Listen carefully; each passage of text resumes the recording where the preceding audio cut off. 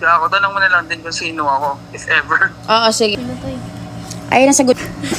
Life update. Yan, tignan ko sagutin yun.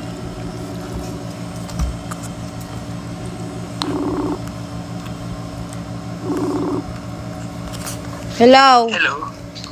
Hello? Ayun, nag-ano lang na iba-backup lang, tapos i-reset na. So, ikaw na lang. Kung gusto mo, ako na lang daw yung magdala para daw safe. O sige, no problem naman eh. Oo, tapos ano na lang tawag dito? Siyempre, saan ba dadalhin? Sa mismong bahay ba? Or inimit mo lang ako outside? Eh kung sa ikaw ang pupunta, diretso na lang sa bahay ko para ano. Mag-add naman ako ng pamasahe eh. Okay, sige. Ganun na lang yung gawin natin if ever. So, check ko lang kung magkano yun sa Grab. If ever, send ko sa'yo Okay, sige. kung magkano, tapos sabi mo sa akin kapag go na. Tapos, for my assurance na lang din, before umalis si Grab, bayadan mo na lang sana si Grab agad para bababa na lang ako. So, if ever lumabas ka man or hindi, gets mo ako? Eh pagdating niya dito, i-send ko sa iyo sa ano mo, sa bank mo yung ano bayad.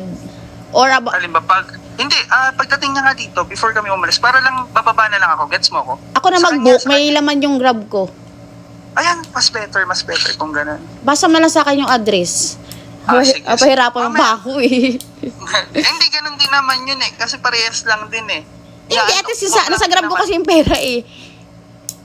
Okay. Wala namang problema doon. Kasi for me, assurance ko lang din, mami, book mo kung saan, tapos wala lumabas. Naiintindihan mo ba ako? Oo, pero ano, i-check mo naman yung FB. Kaya ako, tanong mo na lang din kung sino ako, if ever. Oo, sige.